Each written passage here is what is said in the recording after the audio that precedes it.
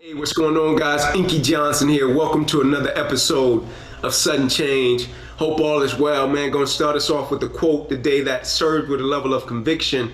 It says, "It's great to have money and the things that money can buy, but it's also great to check up every once in a while to make sure you haven't lost the things that money can't buy."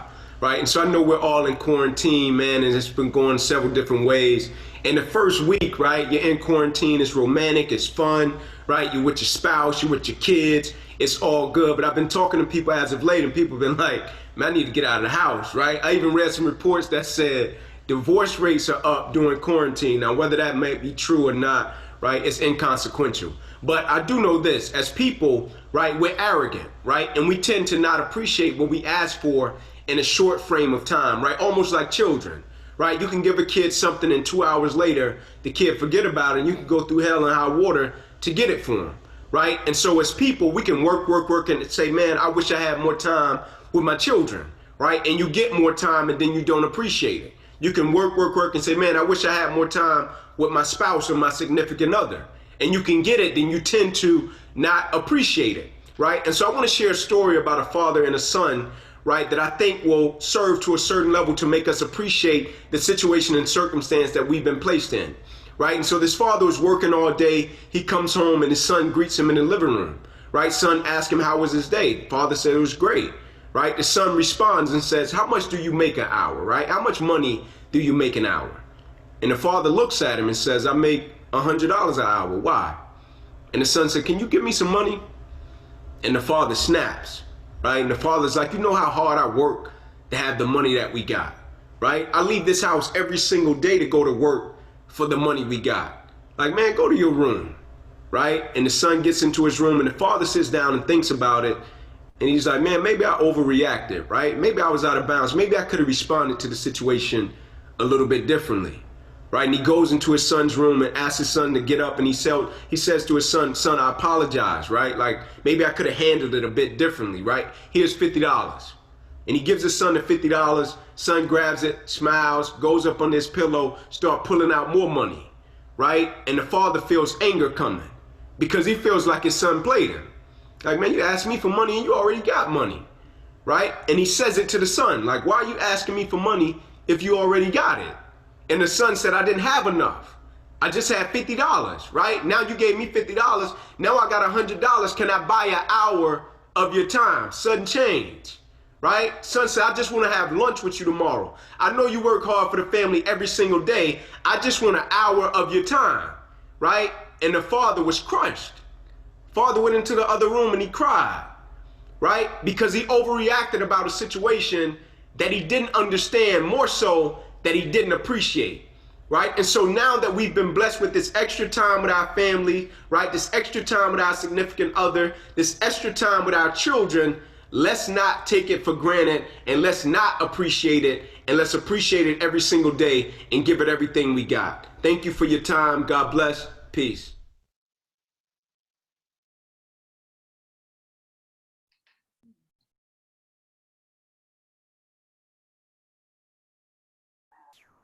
All right, welcome into part 19 of three-level panel. Really excited about tonight. Got three really good coaches on the women's side to join us. So really excited about that. We're going to do things a little bit different tonight. I know we had been typically we go one at a time and let each coach share their journey. We're going to do a little bit different tonight. We're going to do more of a roundtable format. So really excited to kind of see how this goes. What we'll do is we'll kind of go through, got some preset questions. We'll go through those with the coaches, and then at the end we'll open it up so anybody can ask each coach questions. Let me first introduce everyone, and then we'll kind of get right into it. First up, we have Coach Corry Irvin, from head coach of St. Xavier in Chicago, and obviously we'll get into their journeys, but I'm just going to kind of introduce them. Then we have Coach Chris Dailey, associate head coach at the University of Connecticut.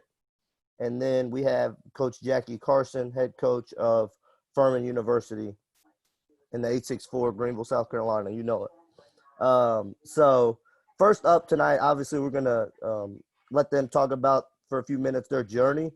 So we'll go one at a time each. And first up, tonight we'll go with Coach Carson.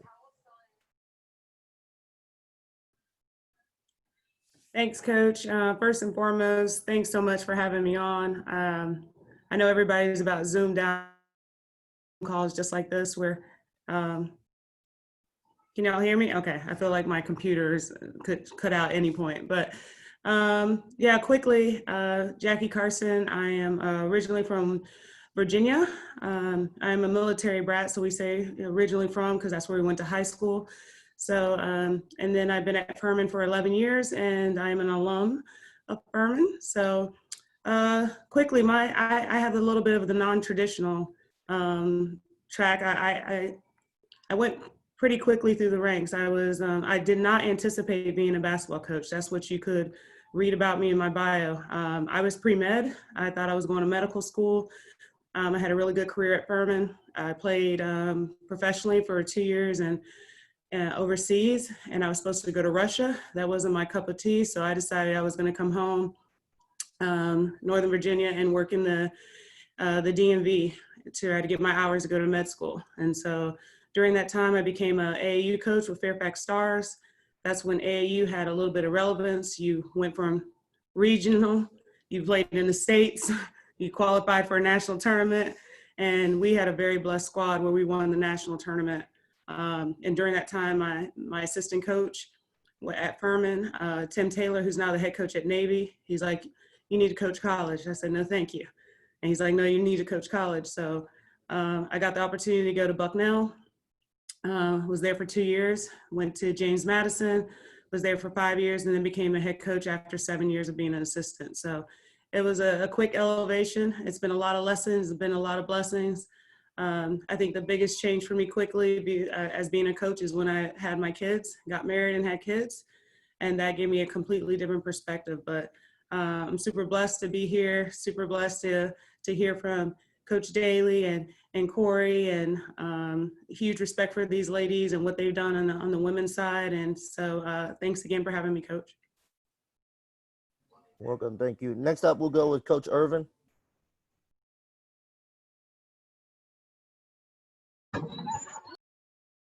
Give me 1 second. Sorry, it's first day of school, so it's a little hectic over here right now. They keep fighting.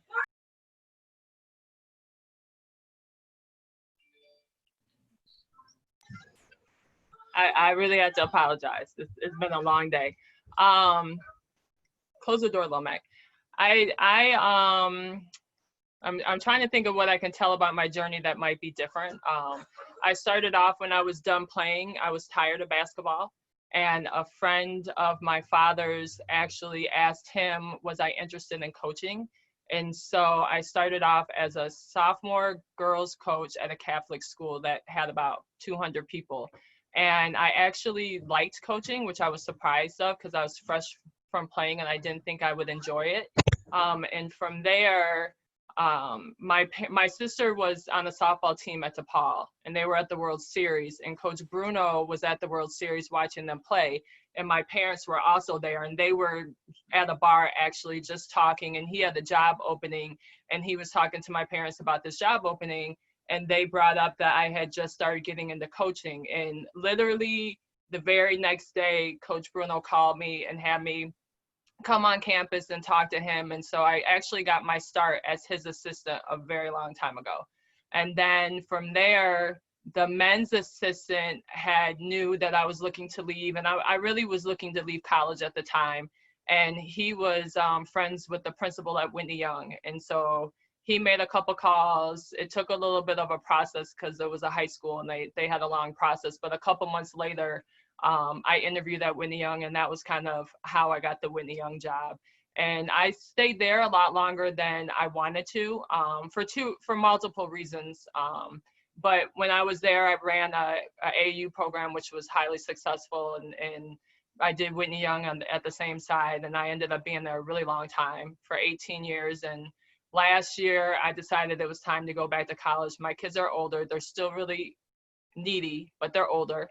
And so I was offered the St. Xavier job, and it was about 10 minutes from my house. So it turned out to be perfect. And so now I'm here. So I guess that's the long-winded version.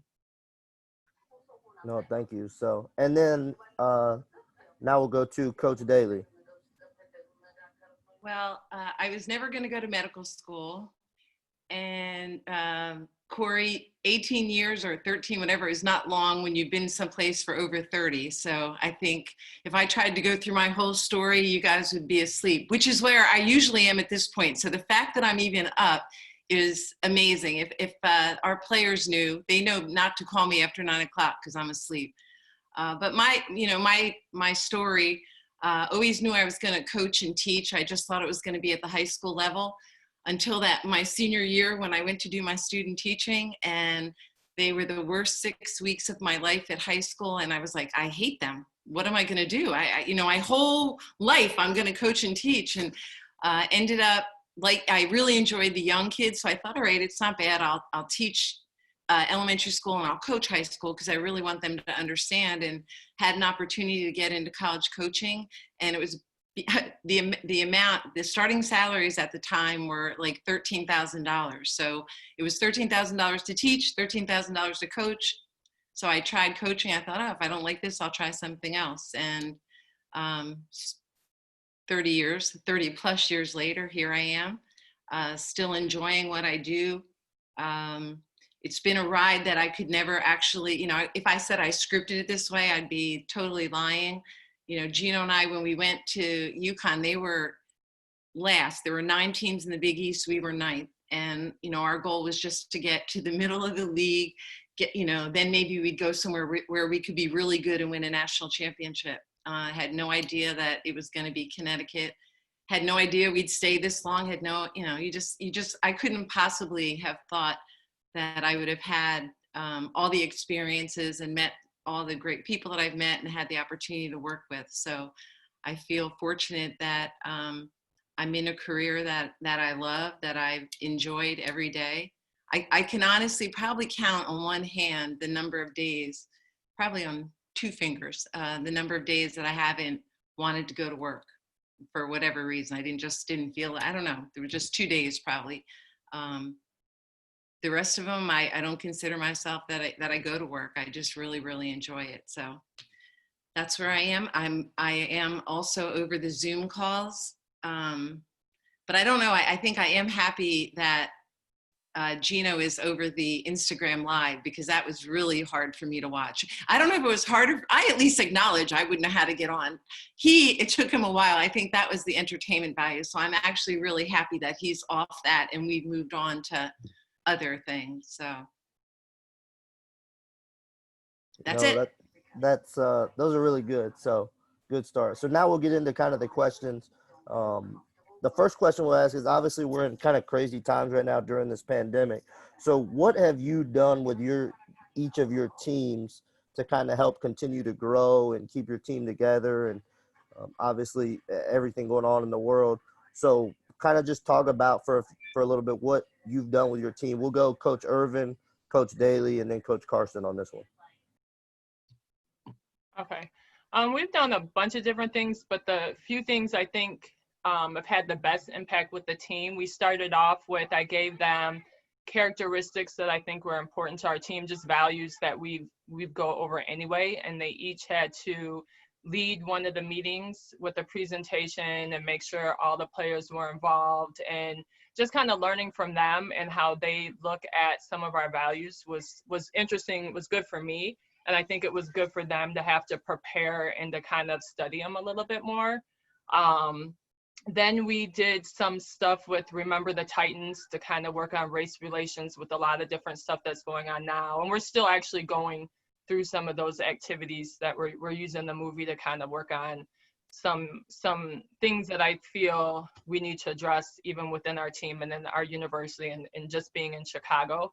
And last week they started working with a girl that used to play at TCU. She now has a mindset leadership academy, and she does work with athletes. Typically it's one-on-one, working with anxiety and how to handle pressure and a bunch of different things, but she agreed to do an 8-week program with my team.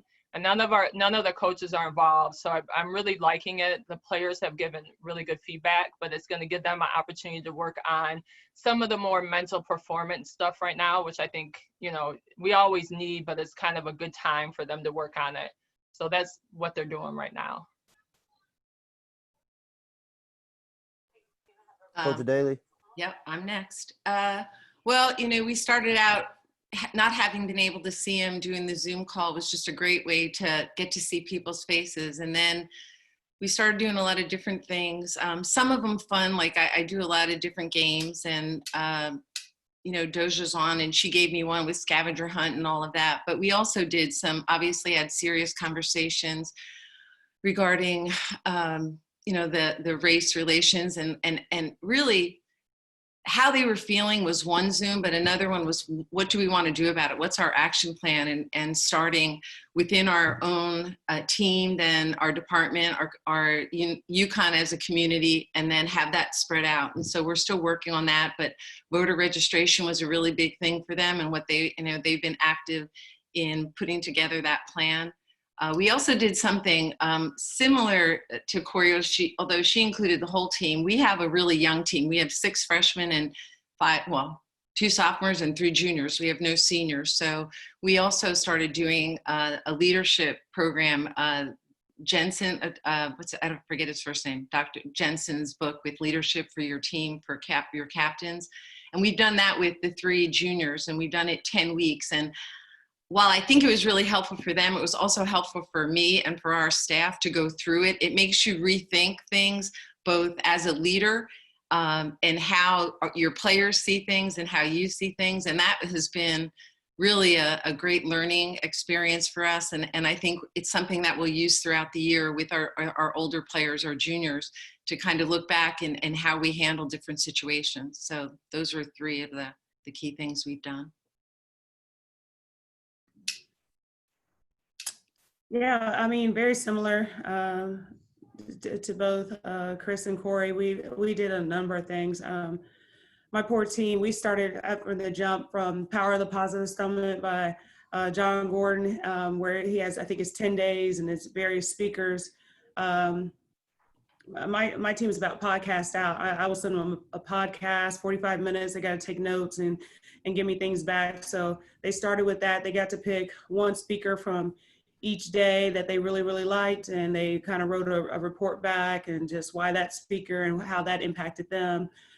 Focus 3, they do a good job with listening to them. We have core values. So if you follow anything on social media for us, is be distinct.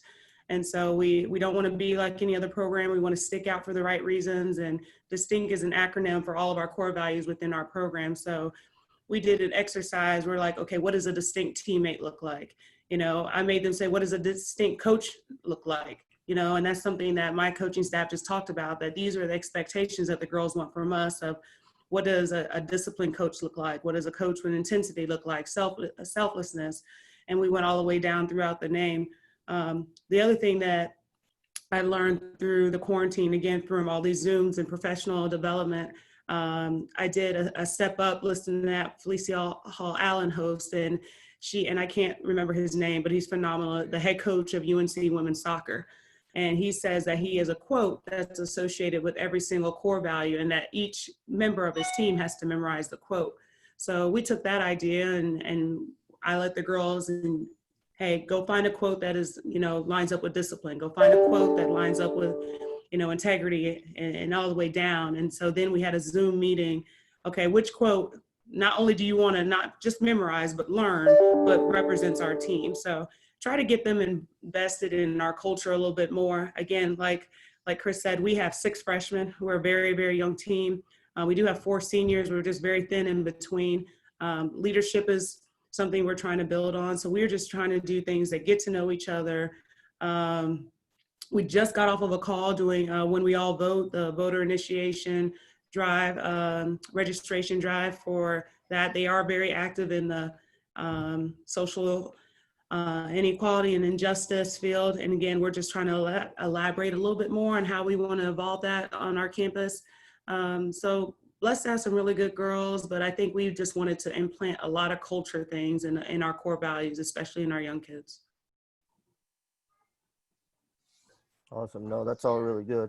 Really quick before we move on, if you want to put your contact information in the chat, feel free to. A lot of good coaches on here that people can stay in touch. So if you want to do that at any point, feel free to put your information in the chat. So the next question we'll talk about is, a lot of times people talk about we learn the most from our adversity or our tough times. And I just want to kind of hear from you three, maybe a moment where you learned, where you had to face adversity or overcome adversity in your, could be in your life or in your coaching career. Just, anything like that. But we'll start with Coach Dailey, then we'll go with Coach Carson, and then end with Coach Irvin on this one. Yeah, I guess I've been really fortunate because when I think of adversity, I think of I've not had to experience what I would think of major adversity in my coaching career. I think more part just, and it's not an adversity that other people haven't gone through. Both my parents at one point were sick, and they lived about 3 hours from me. So I was basically not the primary caregiver, but I was there, every off day I was driving to New Jersey and back. And that was difficult, to both separate, to be able to give the time to my parents. And I was blessed that, Gino and the people that I worked with didn't make me feel badly about doing it. But I was torn. I was torn to leave a responsibility up here, but I was torn, not to be with my parents. And, they know, and they were part of our program. And so they would know. I remember when my dad was sick, I would, he was really sick at the time, and I would just tell Gino, I'm not going to come. I'll come in a couple days. I missed some practices, and my dad would ask me, "Don't you have practice?" And I'd say, "No, we have off today." I would lie, and he goes, "Well, you have a lot more days off than I ever thought you did." But it was something that I was able to do for him, and he never knew that I really skipped practice for him. But that was probably the toughest. Toughest times for me, just because, my dad's illness was shorter. My mom's was a little bit more extended. So that, I think, eventually took its toll just from a physical standpoint. But like I said, I work with some really good people that were able to pick up the slack for when I wasn't able to be here, or maybe not totally myself. Yeah, I'm a little jealous. Coach Dailey was talking about she's had 2 bad days. I mean, I'm going to be completely transparent with my answer of probably one of the hardest things in my coaching career was last season. We were really good. We were a very talented team. We won 19 games before our season was cut short. So, it wasn't a matter of winning or losing. It was a matter that I really was not enjoying coaching that year. It was a variation of just having some kids in my program that were talented kids. But y'all are coaches. I just didn't like some of them.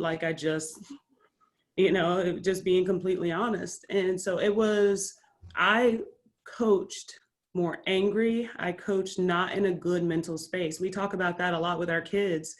But I'm first to say that probably I didn't take care of myself mentally to be a better coach last season for those kids that I should have.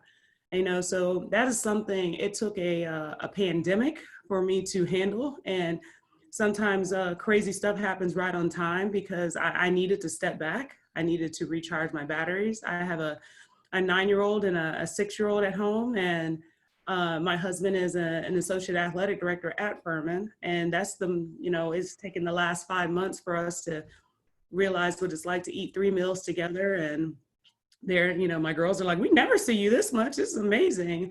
It was awful being a kindergarten and a 3rd grade teacher. I will say that. So that is something that we all have to deal with. But I will say it took me, listening to myself, a lot of podcasts. It took me kind of recharging my batteries because I never want to go back to just mentally not being able to coach my team the way I was supposed to. So that was hard. We had some great wins. When you don't enjoy winning, and I love to win, and I have amazing staff. My staff, a couple of my staff members are on here, it's just that I wasn't ready to be a good coach. And that was the first time. I've been a head coach for 10 years now. And that was the first time it was just really, really difficult.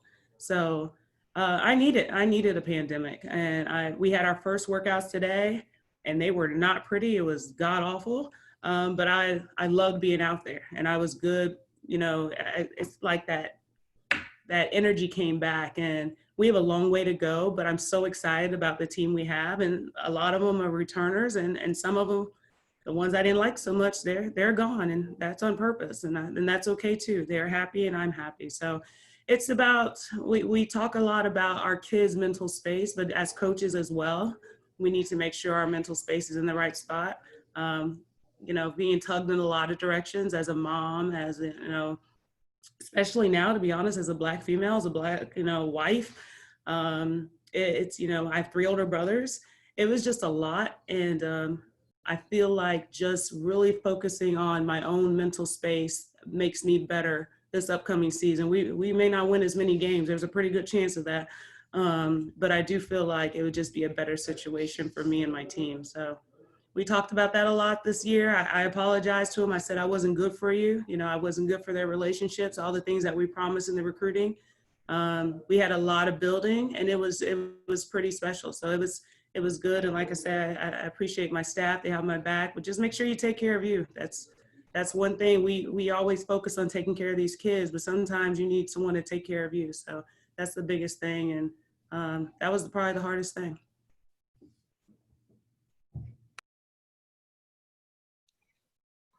I would say, wow, I think I've been probably through a lot adversity wise, probably more off the court than on the court for sure.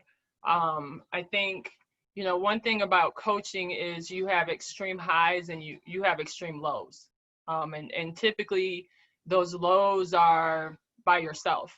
You know, it's kind of your own demons of, you know, me not thinking that I won enough, or if I was good enough, or if our team was good enough, or was I doing enough?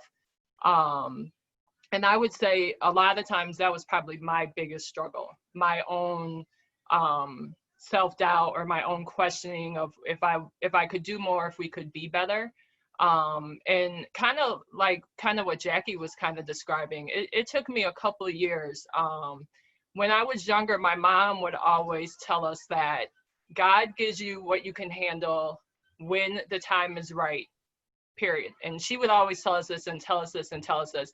I used to just think my mom was crazy. And I'd be like, why is she always telling me this? And I can't handle this stuff that's happening and this and that. And I would say probably about the last, maybe like 6-7 years, I started to understand what she meant. And I think it's, you know, for bad things or not so good things when they happen, and good things too. And I really have started to kind of embrace that mentality that whatever goes on in my life is what's meant to be at that time. And I'm obviously capable of handling it, or I wouldn't be going through it. And, you know, it took me a lot of time to just kind of, and a lot of times of her just keep repeating it. But you know, now I kind of look at everything the same way, good, indifferent. You know, I don't think there are struggles. I don't think there are obstacles. I just think, you know, what's thrown in my path is what's supposed to be in my path, and I'll figure out how to get through it, because, you know, like my mom says, that's God's intentions, basically. So, you know, that's, for me, what you've been through is not as important as what you've learned from what you've been through. And so I just kind of try to really make sure that I'm getting the right lessons from the experiences that I've been through. I just want to just clarify, there were only 2 days I didn't want to go to work. There have been plenty of days where I've had bad days, but I just wanted to also comment, you know, I've had those years too, Jackie. We've had, you know, a lot of great success, and it's not about the wins, and it is about the process, about being around the kids that you want to be around, people that you want to be around. And you know, we've had similar experiences to last year may have been an example, 2 years, and those were tough years too. But I think, you know, understanding that this too shall pass, and sometimes it's addition through subtraction. If it's not working with certain kids, you've tried and you've done everything you can, and they feel like they've done everything they can, then you have to you know, have that decision where you part ways. But, you know, it's certainly, we've had many years, like, not many, I shouldn't say that. There have been years like that. And, you know, it's one of the, it's like, you know that it's not right, but you can't pinpoint exactly what's wrong, you know. But when you have that great chemistry with your team and with your staff and everything, you can't really pinpoint that either. It's just that you know, and you know when it's right and you know when it's not right. And sometimes you can't fix it. Like, I'm a fixer. Like, I think I can fix everything. If I can figure it out, I can outwork it. I can do a lot of stuff. And sometimes it's just, well, I've tried everything and this is where we are. So I think everybody has had that same experience. Well, absolutely. That's really good. All three of you have, on some point in your careers, won championships, been involved with championship teams. Everybody, obviously, you know, we talk about we're all in this for, you know, to help kids, and obviously, but winning is kind of what we're judged on. So talk about kind of the championship teams or those really elite teams you've been a part of at whatever level, and what set those teams apart, what was special about them, things like that. We'll go with Coach Carson first, Coach Irvin, and then Coach Dailey.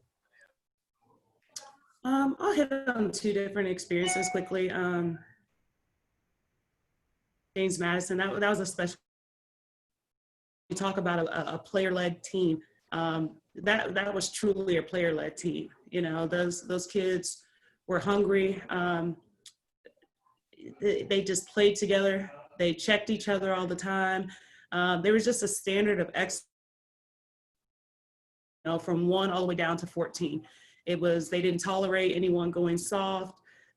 They went at each other. There was many fights in practice. It was a special team.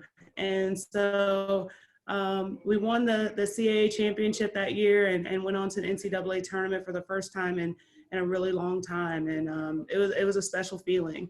And so probably it's crazy. 2 years ago, we lost in the Southern Conference tournament final game by 3 points. And we were up for about 37 minutes of the entire game. And it's crazy because I never felt more proud of a team. And it was one of the most memorable games that I just came out on the wrong side of.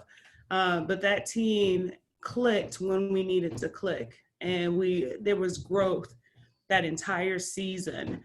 And we went through everything. We celebrated everything with one another. Our bench was phenomenal. There was no egos. There was no worrying about me. And if they were, then they hit it really well from me and from each other. But it was really special to go through that times. Again, would I wanted that championship? Absolutely. But just everything about that game and that team was really, really special at that time. So I just think those championship teams, they share a mindset that permeates through the entire bench, that permeates through the entire program. The coach doesn't have to motivate you to play in games. It's a hunger, it's a standard that's across the board.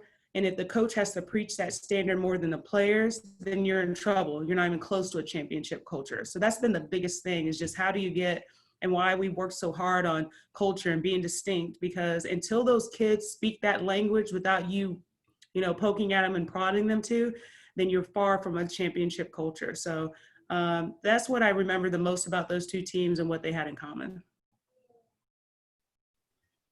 And I totally agree with Jackie. I was going to say, for me, what I think the difference between a great team and the best team, or a team that wins the championship, is whether or not your players lead the team. I mean, I think championship level teams, you're not saying as much. You don't have to say as much. Your players are saying more than what you're saying, and it matters more to the players. I had a team in 2008, and we were highly talented, and we were so talented, they didn't work hard all the time. I think they got used to being able to just go beat people, and from a practice basis, we didn't work at the level we should have. And I was also pregnant that year. It was with my first son, and so my players thought I was just crazy. They just thought I was this crazy pregnant lady Half the days I come in some days, you know, on a rant, and then some days I would come in and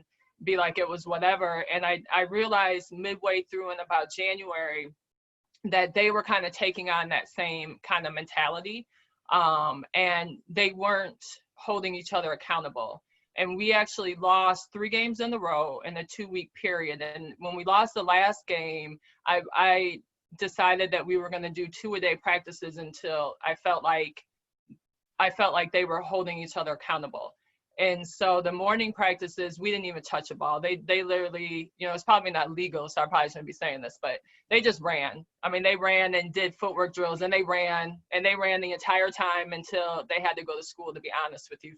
For about an hour and 20 minutes. And I knew going into the week that come Wednesday, they were literally just going to run. Like I wanted to see if Wednesday they would hold each other accountable, or, you know, in my mind, if they couldn't hold each other accountable by Wednesday, we weren't winning state. Like I already knew that was going to be the deciding factor. And so that morning on Wednesday, the first drill, you know how we are as coaches. We can make it look like they're not going hard if we really want to, or we can make it look like, you know, someone isn't doing anything. So I started the day with the drill I knew somebody was going to tap out on. And that's how we started practice. So of course that gave me like 5 minutes to just, you know, decide we were going to run, which is what I wanted to do anyway. So we ran for a long time. They ran.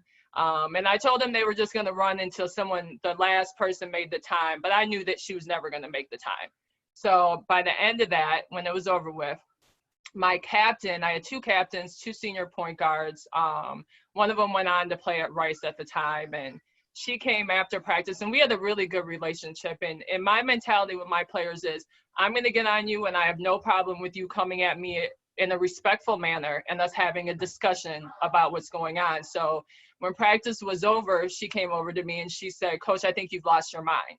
I think the pregnancy, you've absolutely went crazy, and you just have us doing all this stuff. And I told her, I said, Shorty, I haven't lost my mind. You lost your mind, because you just ran for an hour and 15 minutes and never said one thing to anybody. You know, I'm like, you never said one thing to anybody about making the time or, you know, anything.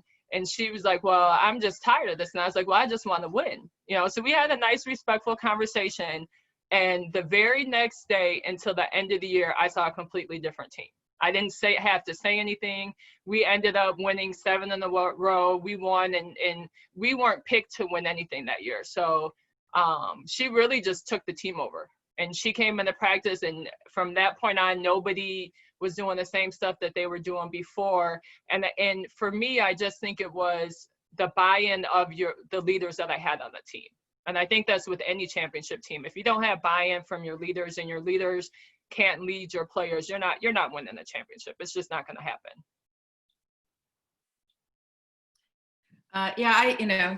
This is when you're third, you have nothing left to say. I think, you know, obviously player-led teams are better than not. First, you need talent, but player-led teams are the best teams, and obviously the easiest teams to coach. But when I think about the characteristics, I think of unselfishness. And that's, again, starts with your best players and goes right through whether you have 12 kids on your team, 14 or whatever. But it starts, especially when your best player is your most unselfish player. I think it's really difficult for anyone else to be selfish. Competitiveness, how competitive they are, and that goes for whether it's who gets on the bus first, who finishes eating, who ties their shoes, everything. There's a competitiveness that they have, and it's not just in the games, it's everything. It's at practice, and that was really, there have been stretches where, we've had our most dominant teams and then, not as dominant. And what I found was that the not as dominant teams, and we'd still win a lot, but they wanted just to hurry up and get to the end. They wanted to hurry up and get to the game, and they didn't want to do all the work and get it right in practice so that you limit the chances of getting it wrong in the game. And that's kind of how we operate. So we had a lot, teams that didn't maybe reach their potential. because they weren't willing to go through the process and put the work in, they just wanted to hurry up and get to the end. And then by the end, they weren't prepared. And then our best teams that were player-led and competitive and unselfish, they also wanted to get it right in everything that they did at practice. Every day at practice, they were very competitive with each other. And the harder, and you mentioned it, Corey, I think coaches like to change the rules. And so Gino would change the rules. As soon as they were about to win a drill, he would change it. And it's not unlike what you see in the game when officials make bad calls or the momentum switches. And so our best teams, he's been able to challenge them like that. And the coaches can, change things and make it harder. And they like, oh yeah, and then they come right back at you, as opposed to teams like, and I don't know, maybe other people feel this, like, I hate to say back in the day because then it makes me sound much older, but there's a time where I know if someone challenged me, like a coach would say, well, you can't do that. I'd say, oh yeah, and I still say it because Gino will say stuff today, and I'll be like, oh yeah, I'll show you. And now, our best teams that have had a lot of players that go, oh yeah, and they try to show us that they can do it. And what I'm finding are more kids today don't have the, oh yeah, they have the, oh yeah, you're right. Oh yeah. Or, oh, I don't feel like fighting. And that's been something hard for me to adjust as a coach who's coached a long time and dealing with, kids today. I still know that there are kids out there that are like the, oh yeah. And I think that I can help the kids that kind of feel sorry for themselves or don't want to be challenged. It just takes a lot more work, and it takes a lot more ways to do it. Like I can't do it the same way that I did it even 5 years ago in terms of motivating and helping them get to be a championship player. So it's challenging. It's fun. Every day is different, but it's definitely challenging. Absolutely. So the next question we're going to get to is, obviously we have some, a mix of coaches on this call, some already established, some, kind of looking to break in. What are you each looking for when new people come into your program, whether it's players or staff, or you can kind of take that question if you want and say maybe some advice you'd give for a younger coach? We'll start with Coach Irvin, Coach Dailey, and then Coach Carson. I'll go with the advice for a younger coach. I learned from working with Coach Bruno that as an assistant, you have to know what your head coach wants. And that's like, from a recruiting standpoint, those are the players you got to recruit. Those are what you see is what they want and what they coach. And I think sometimes as assistants, we recruit and see what we like, but that doesn't always, articulate to the same thing. So I think, as assistants, the two most important pieces of advice I have is, one, when you're recruiting, make sure you're recruiting what your head coach wants and what they can coach. I mean, sometimes those are two totally different things too. And the second thing is knowing the nuances of your head coach, I think is real important for the overall program and to kind of make it like smooth. And I learned that a long time ago, and I learned that from working with Doug. It's just, sometimes I had to do things before he got in the gym, or it was just going to be a bad day, or, just different things that the head coach is looking for, but they don't maybe necessarily want to say themselves. So as an assistant, that's kind of your role. So it doesn't, some stuff maybe doesn't get back to the head coach, some stuff does. I would say from an advice standpoint, that would be my advice. For me on my staff, I think the two things that are most important to me is one is loyalty, and you can't talk about loyalty, you just prove loyalty. I mean, loyalty is what you do.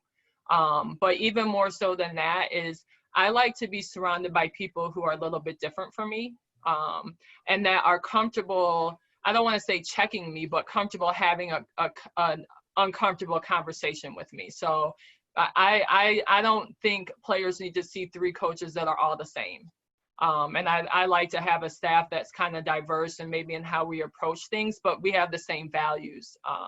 And so that's kind of what I've always tried to do from a staff standpoint, is surround myself with people that are a little bit different, maybe approach things a little bit different, but we still have the same core values on why we're here and what our purpose is. I'm up now. See, it's good being two. You're stuck, Jackie. You're gonna have to work on this one. I thought this was, this is the one thing I thought this was a good for me to go through again and think about the stuff that's important, and things that you look at and you try to help young coaches. And one of the things I think is that you have to learn to be a teacher. There's like a basketball side, and then there's like a recruiting off the court side. And I think from a basketball standpoint, you have to learn to be a teacher. I was, that was always, I went to school, education background, breaking things down. But I think, just because you were a good player or you were on a team doesn't make you a good teacher. And learning how to do that, I think, is really, really important. I think coaching is teaching. And one of the best moments for me as a coach is when I can watch one of our players have that aha moment where they get it. Sometimes it takes longer than others, but when you see that aha and they get it, you see them, you work on a move and then you see it in the game. That still, gets me excited, and that's why I continue to coach. I really enjoy that. Learning all aspects of the game. I know sometimes coaches at all levels they can put their staff together different ways. Some, like, you're only a recruiter, you only do basketball, you only do that. And I think that's you're doing a disservice, I think, to the coaches on your staff. And if I'm on a staff, I would encourage young coaches to be able to do a lot of different things. Learn the recruiting, learn how to recruit, learn how to evaluate. You have to do that. You want to learn how the offensive scheme, the defensive scheme. I don't think you want to be pigeonholed into one thing or the other. You want a broad base of knowledge so that if you're preparing yourself either to take the next step and maybe work at a higher level, or to become a head coach, you need to prepare yourself in that way. I think Corry touched on this. Not every coach does things the same way, and basketball is great because you can do things a lot of different ways. When it's your program, you can do it your way, but when you're working with somebody, you have to do it their way. You can have certainly, and we have had in our office over the 30 years I've worked, we've had a lot of entertaining and heated and open discussions. But when I leave that office, it's Gino's program, and whatever he decides, I'm still right, but it's his program, so I still go with it, whatever he says. But I think that's important to be able to have that open dialogue, and that's something that one of the reasons I think I can stay at Connecticut and I've been able to stay for so long is because we have those open conversations, and I have input, as do all our assistants. So I think that's important. The last thing I'll say, I have a bunch of stuff written down, but some of us have to get to bed eventually. I think the most important skill that you have to have as a coach is the ability to listen. I think you have to listen to your players. You have to listen to your head coach. You have to figure out what they want. You have to figure out what your players want or need off the court. And then you have to figure out how to get them to where they want to go on the court. So you have to be able to listen and not just already have prepared what you want to say. And from a recruiting standpoint, you could save yourself thousands of hours if you listen. You listen to what a kid says and you can tell right away, or pretty close to right away, whether you have a chance to get them. You listen to what the parent says. You listen to what the teacher says. You get information from all these people.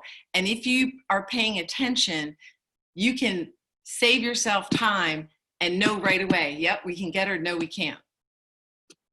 And I think that listening is something that people in general today don't do. We're too busy, thinking about texting the next thing or whatever. But I think that's probably the most important skill that not only coaches, but everyone in any business or any organization should have. Yep, you took all the good stuff, Chris. You're exactly right. So I'm just left with all the little witty quotes, I guess.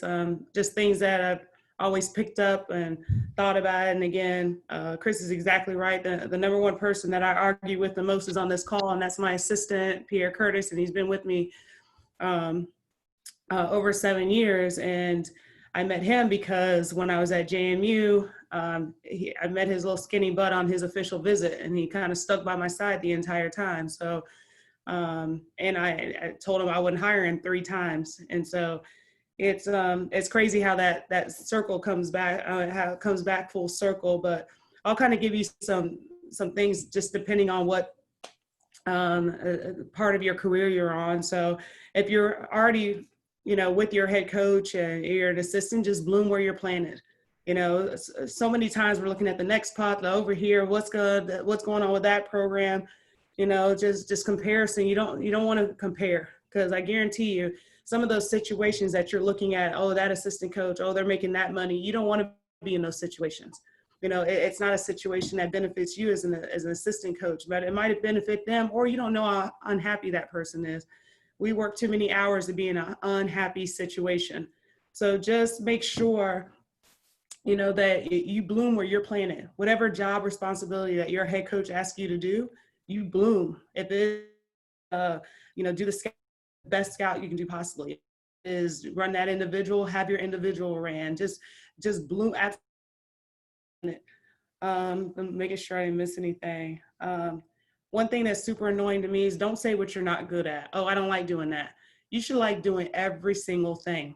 Okay, so if you're not good at organization, find a way to get organized. If you're not good at, I don't know a lot of guard drills. I've done post on my, you should be studying all positions. You never know which that next phone call, hey, do you know how to coach point guards? Do you know how to coach post players? I don't look at what position somebody plays. I look at what position somebody can teach. So if you can teach the point guards, then that makes you a point guard coach. Okay, but every single coach, regardless if you're looking for a job or if you currently have a job, you have to have a separator. Every head coach wants somebody on their staff that separates. They have some type of quality, and even better, if you have multiple qualities that separate you from everybody else. You can't have just one thing. It's just like your players. If you have a kid that can only shoot threes, but she can't do anything else, okay, or a guy that can only do one thing, then that, you want multi-level players. Well, as head coaches, we want multi-level assistants. So I don't want to hear, no, I'm not good at that. Find a way to be good at everything. I think that's one of the things that benefited me coming from JMU is Kenny's like, you want to do this? I'll do that. I'll do alumni. I'll do scheduling. I'll do, I think the only thing I didn't do at the time was when we finally switched over from VHS to DVDs, and now we have Synergy where you can just click a button and send it. I didn't have to do that, but I wanted my part. I'll take that scout. I'll take that hardest scout. You want me to run the guards? I'll run the guards today. I got the post. Make sure there's a separator. So anytime they're thinking of who can I get to do this? You're always at the top of the list. That makes you a separator. Just the biggest thing is if you're an assistant coach, be the assistant coach that you one day want to hire. It's that simple. If you're doing stuff, knowing that your head coach might find out, you're not being the assistant coach that one day you will hire when you become a head coach. On every single interview, somebody comes in, I want to be a head coach. I want to be a head coach. And then we look at that and, we've watched people in the gym, and you're definitely not being the assistant coach that I would want to hire. So how can you say you want to be a head coach? So just make sure you carry yourself in a way, P knows I'm real big on just what image are you promoting? You're your best brand. If you can't promote yourself positively, I know you can't promote my program positively, but just be the person that you one day want to hire.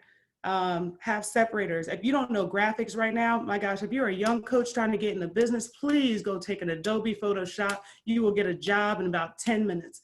Like graphics, especially now, even with this pandemic, everything is virtual. The only way that we can scream out to our recruits on a daily basis is through social media and graphics and visuals and stuff like that. So if you're looking for a job, you should be taking every single Adobe Photoshop, InDesign, everything possible. And I guarantee when those jobs pop open, all you have to do is just send a portfolio of your work and you're gonna get hired some way, somehow. So just those are the separators. Just find things that make you stick out from the crowd.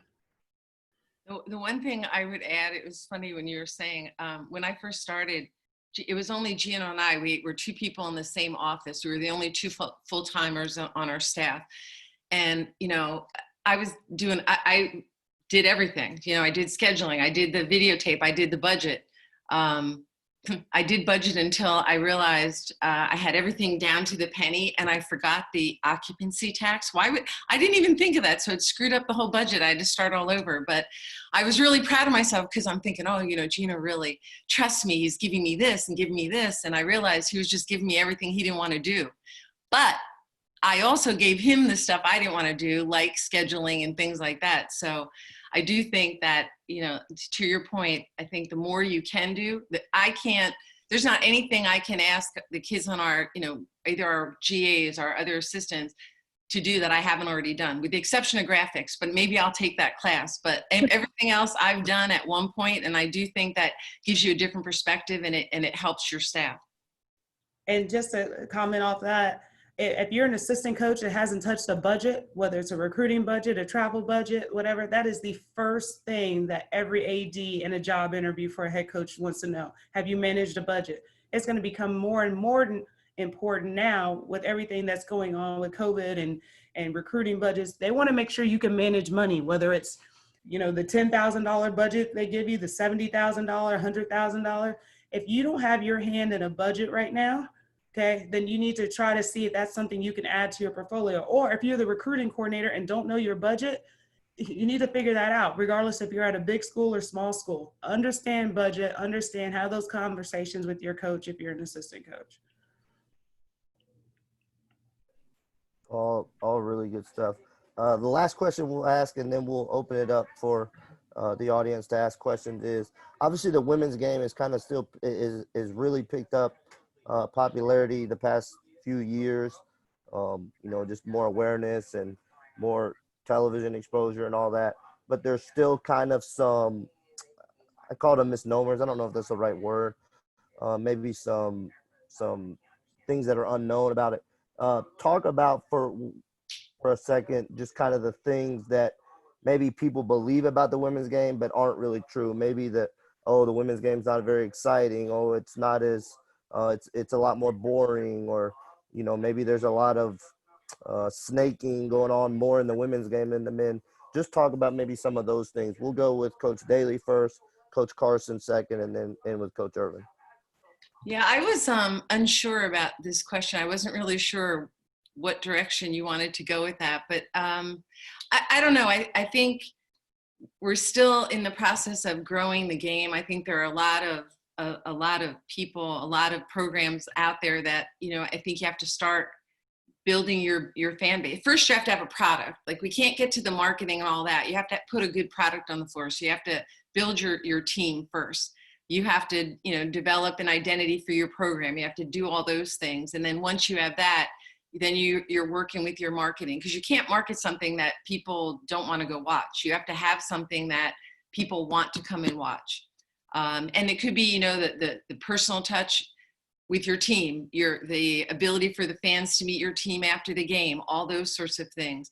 But, you have to build your base, and then as you grow, your fans are going to grow. Start with young kids, do clinics, do all that sort of stuff where you're bringing people to your university, to your games. I mean, this was years ago, and now we have marketing departments, but I did the marketing. I used to have like two little kids teams playing at halftime, figuring I'd get both teams and all their parents, and that would double our attendance before we even started.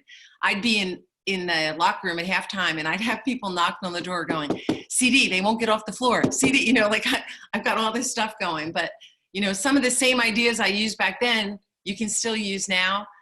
There's lots of stuff. I know budgets are an issue. There's a lot of things that you can do that don't cost a lot of money. And I think we are doing a better job at UConn about finding those things that are on campus where you have a lot of resources, untapped resources on your campus that can help you do marketing. You can go to the market. You can develop a marketing club. Everybody wants to put that on their resumes. There's a lot of things you can do. I just think we have to tap the resources that we have on our campuses to help build the program. I mean, build women's basketball up. I think you're always going to have haters. You're going to have people that are always, no matter, you could have Brianna Stewart dunk 5 times and then they'd complain about the way she dunked. Like, you know, Brittany Griner dunks are going to complain. There are certain people that are always going to complain about everything. You see it on social media now, just when people are talking about the WNBA and the comments that are ridiculous.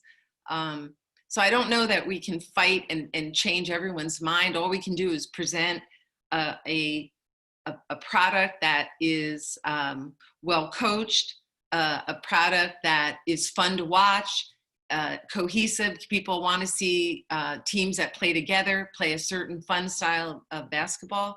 And I think once you do that, we always seem to have like the older generation, the older people. I have to watch what I call old now. So the more experienced generation that likes women's basketball because they like the way we play. And then you always want to have the younger, it's the middle group that we sometimes don't get, but we get them as parents of younger kids to bring them to games. So I'm not sure if that's exactly what you were talking about, but that's kind of what I thought of when you asked me the question. Yeah, just hitting off what Chris talked about. You're just going to always have people you can never please. The women's game has teams that play tremendously fast. You have teams that play that walk the ball up the floor. You have teams that press all day. You have teams that are half court teams. But you have that on the men's side. If you talk about good, solid, fundamental basketball, but it's slow as dirt, you're watching UVA men. But it's great basketball. We play pack line, but no one ever says, oh gosh, UVA is slowing the ball down so much. They're so boring to watch. Well, they're effective. And I think the other thing that's just a misnomer. I mean, obviously we're below the rim. So we do have a lot of fundamentals into our game. But the thing that is probably the biggest issue on the women's side is that, we have some pretty powerful coaches on the women's side that know the game and are great masterminds of the game, regardless if it's men or women. It's basketball. How to get your team to execute and whatever you do to make your team be successful. There are some phenomenal minds on the women's side, both men, women, black, white. There are phenomenal coaches that are probably often overlooked in our game. I mean, if you would realistically just watch various coaches in different leagues in West Coast, East Coast, just the different styles of basketball, it's really a lot of fun to watch. And these players, they are phenomenal young women. They are, we have to, no one ever says, let me go look at them in this NBA game, see how they look. We, as the women's game, we're always going to have that physical appeal. That's always what we're connected to, is what we look like. But nobody's like, oh, let me go see what the Greek freak, looks like today. They're just looked at for their product, where we're looked at for so many different dynamics. So that's never really going to change. But anyone who appreciates basketball just sees the fundamentals that's behind it. Depending on what style you want, you can find the same thing. You can find, teams that are getting up and down the floor. The number of possessions that Notre Dame used to have was absolutely crazy. So we watched them for offensive transition. Like I said, you watch various teams, again, we play pack line, so we watch a ton of pack line teams and icing ball screens, and you could see everything you want. You just need to really be a basketball coach, a basketball junkie. And just like I like to watch the men's side to pick up some different things, I like to watch international basketball because that gives you a whole different spin on some concepts that you can bring to the American game.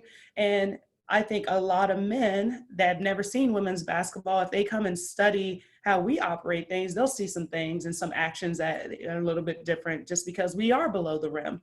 So I think it's just anyone who appreciates basketball, you don't have to have this conversation with.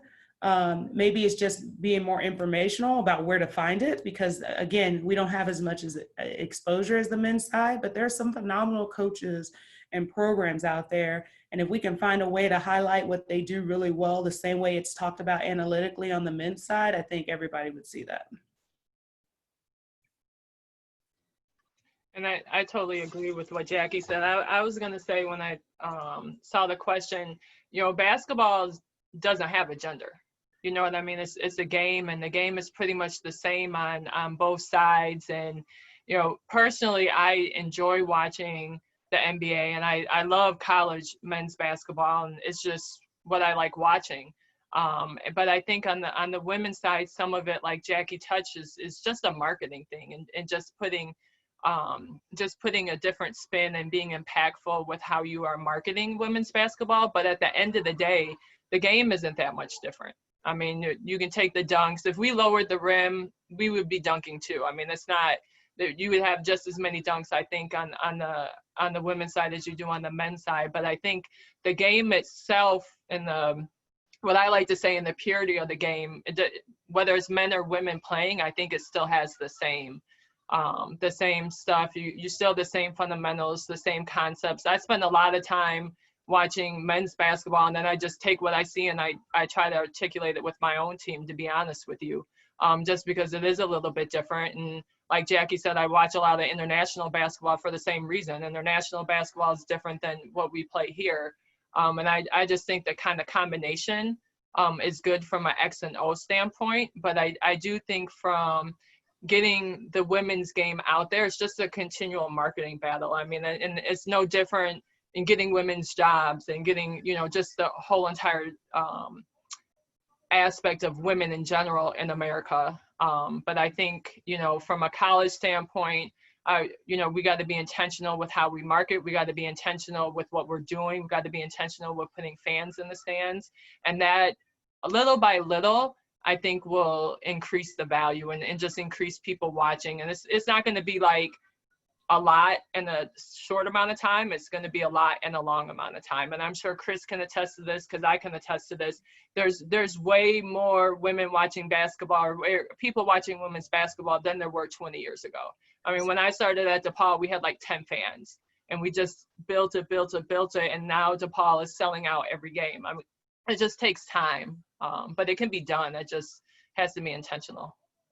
The one thing I would throw out too, when you talk about having it be intentional, last year we had 1,700 student season ticket holders, which is the largest we've ever had. The year before we had 1,600.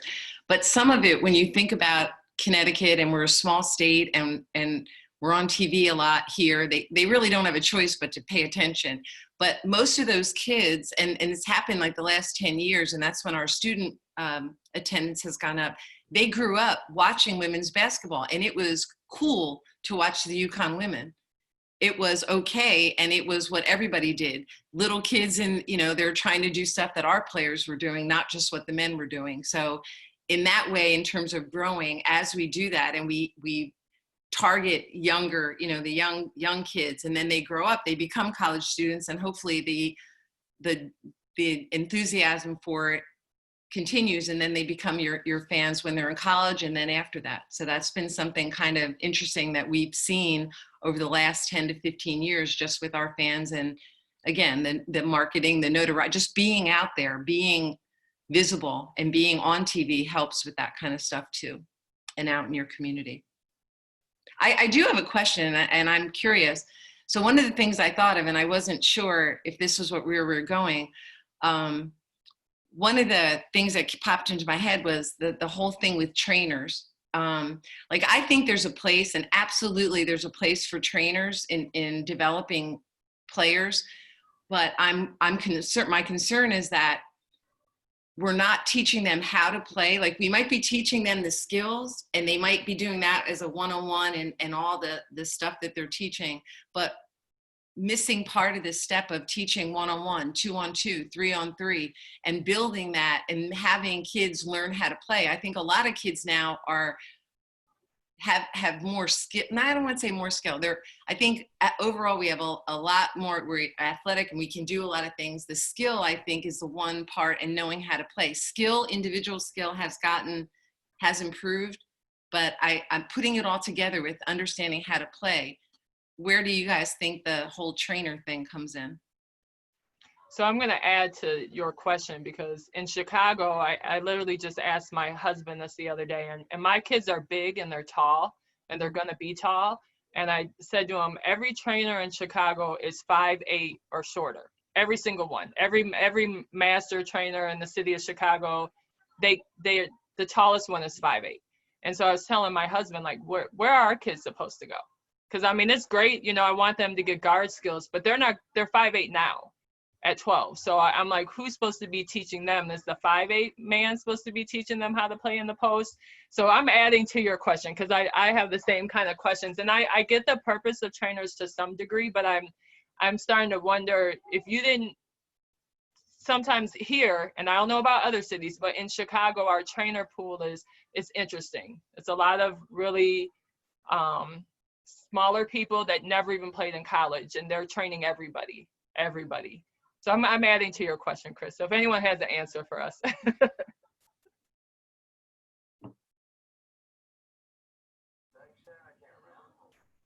Anybody's welcome to jump in on that if they want. David, can I? Absolutely. Daria Sharova, I'm an assistant at Montreat College, North Carolina.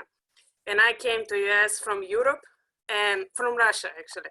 And my brother-in-law is a Serbian coach.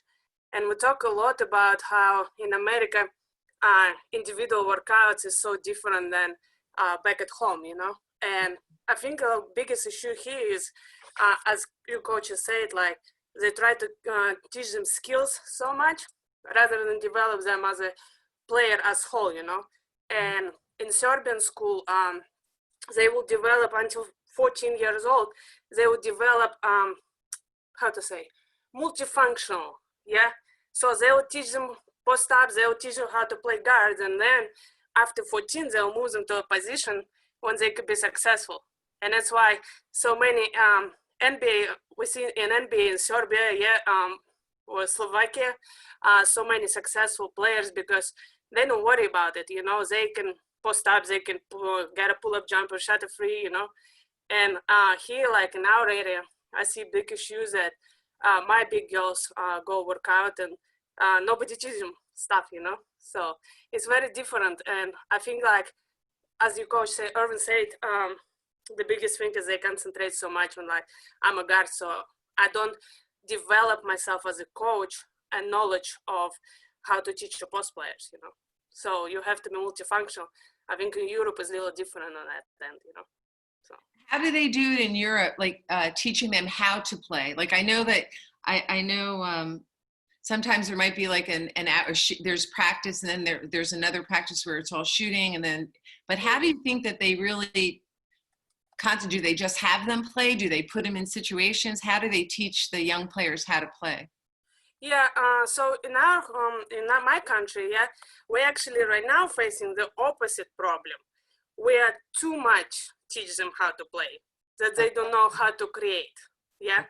So right now, back in home, they're trying to figure it out, how to teach kids, create the position, take 1-1. But what they do from young age, like, first of all, we run plays a lot, yeah? And we explain for them, and we teach them from young age, what is down screen, what is cross screen, so they can use it, and we put it in the exercises, you know.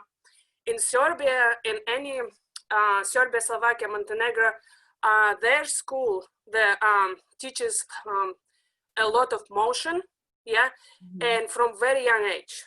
So I have a lot of friends who are Serbian coaches, and when they do camps, it's constantly just motion, motion, motion, and they don't let them like play sets itself.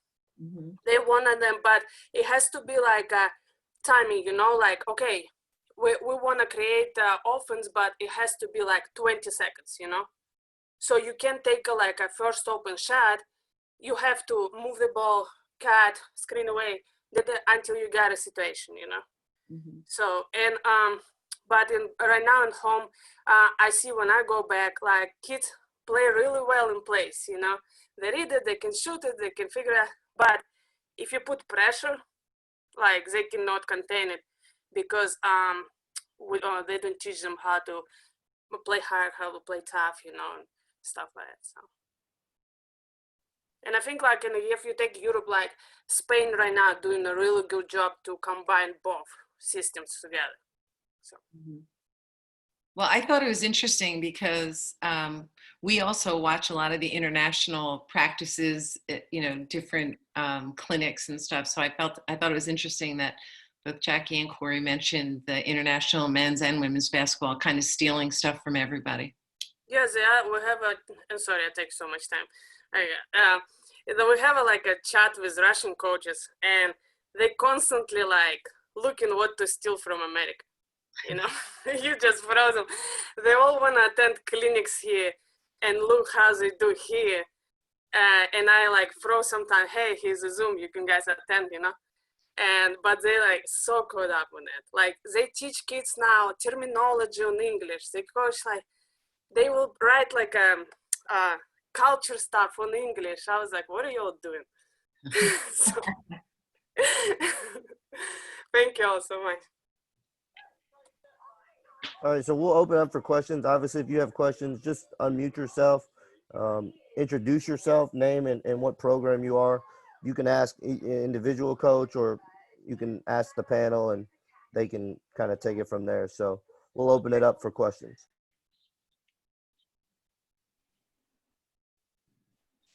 Hi, you guys. This is Sam Quigley. I'm a head coach at a Division II school south of Chicago. Know Corry really well. But was wondering, obviously, with and Jackie and Corry, you talked on it a little bit, just the action plan for your teams in terms of social justice and race relations. Anything specific that you would say, okay, this is something that we truly believe is going to make a change. You know, I think we get caught up in sometimes this, oh, we're going to make a t-shirt. And it's okay, is a t-shirt going to help the kids on the south side of Chicago?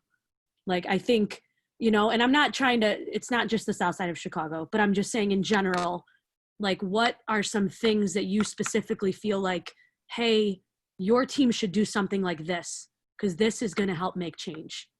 You know, I think that, again, I don't want us to just be very general and do what everybody else does. I think we have to be specific about how we want to try to make change. And I don't know, you guys have any input? Yeah, I could say number one is I learned so much. I mean, obviously when it was right in the thing, we had a Zoom meeting with our kids, and we're just tell me how you're feeling. And so it was immediately right after the, George Floyd killing, and mad. And it's kind of just, what are you feeling? What are you thinking? What do you want to do? And that has constantly kind of evolved. So like I said, right before this call, we did When We All Vote, which is, like I said, the Michelle Obama voter registration drive. And so we're going to push that a little bit, and just listening and seeing what my kids are retweeting on social media. So we're going to do a little push. We have a mentoring program, and that we do with all of our girls are assigned a mentor somewhere in the Greenville community. And one of our mentors is a social activist. And so she is, we've been partnering with her, getting some ideas. But I really think one of the things that was phenomenal is, again, as I mentioned, my husband is an administrator at Furman, and we did a town hall with all the student athletes. And that was really powerful because it was a lot of different stories and perspectives. Obviously, Furman is super PWI. So just hearing the different things that our students are asking for, that you never even imagine. I'm the only minority head coach at Furman. I'm the first Black female head coach at Furman. But listening to our players say, we need more people that look like Coach Carson, they almost can spark the change themselves by just some of the things that you don't even know they're thinking of. We don't see a lot of people that look like us. So now our administration is oh, well, they put it out there a little bit. So I would just start with just having that same question to your team. Just, what do you want to do to evoke change? What are you seeing? What are some areas that is just not temporary? What are some things that you guys want to do to show that, your institution and your program are not letting this die down? Because that's honestly, like I said, I was mad about it. And this town hall, just listening to football players, Black and white, listening to lacrosse players, Black and white, my players, that gave me an insight that I didn't have, because, sometimes as coaches, we internalize and keep all that stuff in for others. But just hearing our girls talk about it and some of the other student athletes was pretty powerful. And they kind of just started the wheels turning for me. I think we did, similar. We're trying to figure out I want it to be player driven. I want it to be meaningful to them. And I don't want them just to be on the sideline. But one of the things that came up, and we did something within our department, and what I think one of the things we want to try to do is just have, we have a lot of people in our department on, not coaches per se, but some coaches, and then staff members like our business office and I don't know, other people that don't ever really get to talk to our student athletes, and certainly not our minority student athletes, to find out, kind of like a town hall, but do it in a smaller setting so that they can actually have some dialogue. And that's one of the things that came out from talking with some student athletes and with some of the people in our department. So we're going to start there. I think we tend to want to start small and impact there, and then, grow it from there, and not start where we're just throwing things out. I think the change has to start within our program and within our department, our university, our state, and do it that way. So that was one positive and powerful thing that I got from our student athletes about having conversations with people in our department that shares their experience. And I was going to add, what's interesting about St. Xavier, it is a pretty diverse school in one of the most racist areas of Chicago. So the area that the school is at, that part of the South Side, is considered one of the oldest racist parts of Chicago. So I kind of took the approach Chris is kind of talking about, where we met as a team, but I didn't want to do, like you said, like us making t-shirts for where we live. It actually would probably cause more problems for us right now. So I kind of took an approach of just starting within and letting them kind of make some decisions that will help them become better people. So we made sure everyone was registered to vote, but we've been doing a lot of research right now for them on who to vote for. I mean, we say vote, but vote, I mean, what are they voting for? And a lot of athletes don't even know, which elections really count, who is actually making decisions in the towns where they're from. Besides the president, which is the only person they think they're voting for, who are all these other people that they need to make these decisions, that are making these decisions? So we've been spending a lot of time with them, kind of researching that information from where they're from, because I don't have a lot of players that are from Chicago, but they still got to vote in the towns that they're from. So just them even spending the time to research that so they're informed when they go and vote has been the biggest thing for me. The second thing that we've done as a university is start to address even some of our faculty's implicit biases and some of the systematic racism that is taking place just even, in our university and where we are. And we picked players volunteered actually from our team to be involved in that whole school discussion, which has been interesting. And like I said, given where St. Xavier is, it'll be interesting to see how, I guess, it all plays out throughout the course of this year and the years coming out. But we've kind of just been working on those two main things. My biggest thing is that they're informed when they go and vote. I don't want them to not know what they're doing. And to me, that's probably mattered more than anything else right now. Thank you all, really helpful. Good evening, coaches. John Mandeldove here at the Winchendon School, head girls coach here. I wanted to ask, what are some things that, as a coach, that I could do to help the young ladies be more prepared for the collegiate ranks once they do graduate and move on to that level, if they were to play at a Division I or a Division II or NAIA level or Division III?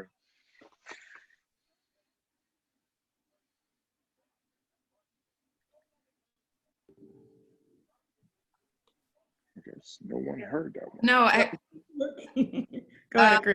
Well, I think, obviously the first thing is, we talked a little bit about it, I think the skill development, being a good teammate, all those little, the important little things, but also knowing how to play and not being caught up. I think when kids are in high school, they should do whatever you need them to do to help your team win. I don't think they should be caught up in position, any of that stuff. I think they should just do whatever you need them to do. And it seems like more and more kids are like, well, no, I'm a 1, or no, I'm a 2, I'm like, if coach tells you to go in, are you going to go in or not? Like, I'm assuming you're going to go in if he says go in.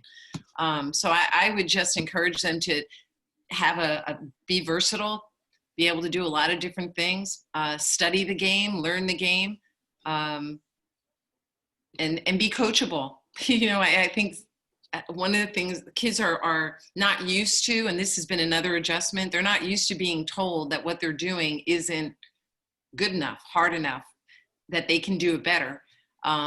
You know, they're used to being told everything is great, great, great. And that's one thing, you know, if it was already great, great, great, they wouldn't need us to coach them.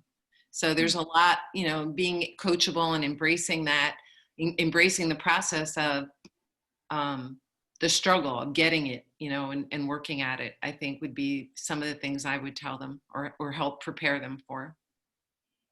No, I think Chris hit on it perfectly. I would say one of the best things you can do, and I'm not sure where your school is, Coach, so forgive me, is go watch a practice collegiate team. We've had a lot of, and again, times are a little bit different, so I don't know how accessible that is now, but we've had a lot of high school kids come in and just be like, oh my gosh, listen how loud the gym is, or how fast the game is, or how strong. They are huge, they are big. So it will probably help you, because you keep thinking you're not gonna be able to do that. You're not gonna be able to do that. And then when they go and watch and they see, I'm not gonna be able to do that. And now it maybe develops their game a little bit. But the other big thing that I think Chris hit on perfectly is, you know, it's becoming a dying breed, probably on boys and girls basketball, to watch basketball. You have to study the game. You have to know the game. You have to know a funny story. I'll never forget it. When I was at JMU, we had 5 New Yorkers on our team, and one of them played at, you know, Murray Bertram at the time was Murray Bertram. They were just phenomenal. National championship. And we just kept saying, Keisha, will you please get in triple threat? And she's like, and she's throwing the ball. Keisha, please get in triple threat. And she's just chucking the ball all over the place. We're like, Keisha, do you know what triple threat is? She said, no, I have no idea what you're talking about. But this kid played at a national level high school team, but just didn't know basic terminology. She said, I have no idea what you're talking about. So teaching the game, learning the game, I mean, we still do that. We have a dictionary of terms that I give our girls before they step foot. This is the wing, top of the key, block. Like, we just take nothing for granted because they don't watch and study the game anymore. So that's what I would have them watch, understand, you know, so we don't have to say, you know what flex is? This is a flex cut. You know, like, just being able to talk basketball with them is phenomenal, because they're not doing that themselves. They're watching the and one. They're watching the, as we call it, the sexy videos, the and one, doing all this, watching all that, okay, but they're not reading anything, watching a game, how to beat somebody off the dribble, footwork, nothing. They're not doing any of that stuff. So as much as you can talk about, and this is sad, but one of the things we had to do with our team is we name drills after people they should know. We have Kelsey Plum shooting. We have Kelsey Mitchell shooting. Hey, Coach Mitchell. We got all types of stuff, because they need to know those, and don't name it after an NBA player. If you're coaching NBA girls, name it after a WNBA player. You know, so just show them who they should know about. We have Debbie Antonelli shooting. I know y'all all seen Debbie go elbow to elbow. We do that drill. So we just name stuff after things that they should know how to do, you know, and so that they, you know, should be able to recognize people that are, whether it's at your school or just in the game in general, men's or women's side, just make them understand and know basketball. And that makes our jobs a lot easier. I'll share, like, we had workouts. Well, I guess we've had a couple weeks of workouts, maybe 3, and we are still working on pivoting. And you would think that pivoting is something that everybody knows. I had to explain to I won't embarrass her and tell her who it was. Last year, I had to explain to her what the ball of her foot was. Because I was like trying to tell her to pivot, but she wouldn't move. Like, I was like, well, get on the ball of your foot. And she didn't know where it was. So I'm like, oh gosh. So I'd be happy if pivoting. This goes back to even Tina Charles, and she was, from Christ the King. I would tell her, and I said, pivot your way to class, and every stop sign, pivot 3 times around, and then keep going. Jump, stop, pivot, jump, stop, pivot. So pivoting would be a good positive for me. It would make my life a little bit easier if you could get them to pivot before I get them. So what are you guys saying about girls from New York? I'm just wondering. Well, you had great players from New York. We had Tina Charles, Dixon, Bria Hartley. We've had a lot of good players. And they don't like coming to South Carolina, so we don't recruit them anymore. It's slow and country down here, so we just stay with the slow folks. Hey, coaches, this is Tori. I'm coach at Holy Innocents in Atlanta. I wanted to ask you ladies, I know you all have probably faced a lot of different challenges, a lot of hurdles, just in your profession, just by being women, just fighting for a lot of different things, such as women equality, pay, different things of that nature. How do you all pick and choose your battles that y'all want to fight? And how do you go about it once you decide it? And how do you all go about just progressing and pushing through those? Thank you. I think, Tori, what you said is the most important. It's about picking battles. I think, you've got to win the small battles if you're trying to win the war, essentially. So everything is about picking what battle is the most important battle to fight. When I was at Whitney Young, in CPS, the system was kind of set up for sports where girls were just on the back burner for sure. And I had to pick a lot of battles to get us more attention, to get a lot of different things. And I think what's important for our game and what's important as us as women coaching women is making sure that we're picking the battles that our players see as important. You know what I mean? I don't think that we can't fight certain things, but there's got to be certain things that we're fighting, that our players are saying that we're fighting for, that's important to women. So for me, where I'm at now, what would be important is that everything is equal, that all the players are getting, which it is. Gym time is equal. My team used to split the gym with the men's team during practice because the coaches would fight over the 3 to 5 time slot, which I thought was ludicrous when I took the job over. And I was like, we're splitting a gym. We have three gyms, by the way. But they would split one gym because they were fighting over a 3 to 5 p.m. time slot. So I came in, and my team during season had never practiced in the main gym with all 12 baskets ever. Like, they never had done that. And of course, I was like, we've got this great gym. We're going to have it to ourselves whenever, when I want to practice. So that was like the first thing that I felt was an important thing. One, because I'd never had been in a small gym myself, but 2, because I thought that they needed to understand that they were just as important as the men's sport, as men's basketball. So we worked that out real quick. But when I was making the decision, at first the girls on my team were like, what do you mean we're not practicing at 3 to 5? So, that's the time we like to practice. And I was like, no, you guys are missing the purpose. The purpose is we shouldn't have to split a gym that's got 12 baskets with another team. Like, we shouldn't have to do it. But it definitely took me trying to teach them that as females, they deserve the same thing the men got, and trying to teach them that by making sure that I stood up for that. And it's sometimes with us, with women, we are our own worst enemies, to be honest with you. And Jackie and Chris, you guys can add to that. Yeah, Corry hit on it. As women, and especially as a Black female, there's constant battles. And, 17% of head coaches are women of color for a sport that has over 50% Black female student athletes.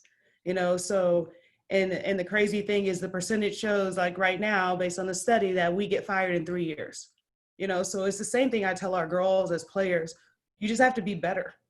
You have to be better than what is typical. You have to excel.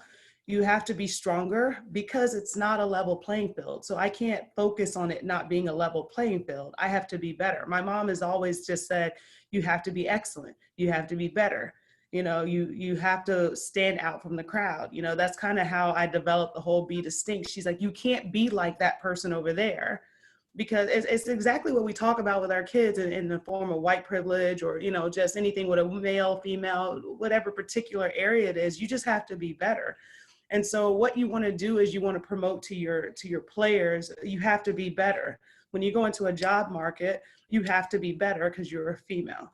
And somebody may not be looking at it that way, but somebody may be. So you have to show, like what I talked about earlier, you have to show what your separator is, and you have to show why you are better and why you are not disposable. So for me, as a woman of color, I have to show why I need to keep elevating. I need to show why I'm keeping a job. I need to show that my kids are developing. I need to show to my players that a mom can do it in the coaching ranks, because we're losing a lot of females in the coaching ranks because they don't feel like they can do it. So there's so many barriers, and Corey's exactly right. You can't fight all of them because you'll be exhausted, but you do have to find the ones that are worth your kids knowing that they should have equal here, that you have to fight the ones, and you have to be careful sometimes doing it. As I mentioned before, I'm the only Black female outside of my staff. There's 3 Black females on my, myself, and then one of my assistants and my director of ops. So there are 3 Black females on my staff. We're the only Black females in the whole athletic department. So I say it all the time, we got to be better. I can't, even though I go and I fight for something, I can't be the angry Black female as it's perceived. Because when you show strength, that's also being angry, so it's a constant battle, but it's not one I can complain about. I just have to be better. I got to find a way to be poised. You got to find a way to fight those battles. You got to show your kids that you can fight those battles, and know that you can't fight every battle. So that's the biggest thing, is especially I feel for women, when you're coaching women, is that you have to put examples in front of them. So I have to always look at myself as an example for them, and our mentoring program are women that are examples for them. Because you just want to show them strength all the time. So even as a male coaching women, you just want to show them strength and show them that they're able to accomplish in whatever they're trying to do. And they don't have to, sacrifice anything by doing that. I would just add about picking your battles. I think practicing in the main gym is definitely a battle that you have to pick and that you should pick, because you want your players to know that they matter and what they do is just as important. But I think you have to be careful that you don't ask for things just because the men have it. Like, we've never done that. We've always asked for things that we need to win.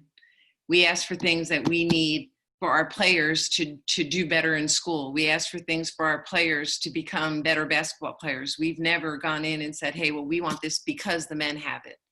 I think that's a losing battle. But when you go in from a standpoint of like, our players need this to be great, our players need this to do well in school, I think you have a much better chance to have that happen, and the reception is different. So it's definitely picking your battles and making sure that you're picking them for the right reason.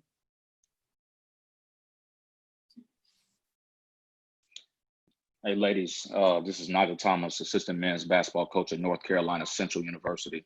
Had a question for all 3 of you ladies, and especially Corey and Jackie, and Chris, if you want to add in on too. Taking over a program, and a lot of people talk about the 60-day plan or 100-day plan. What areas would you guys attack when taking over a job, or what did you attack when taking over the job? And Chris, that would be for you too, if and when you become a head coach.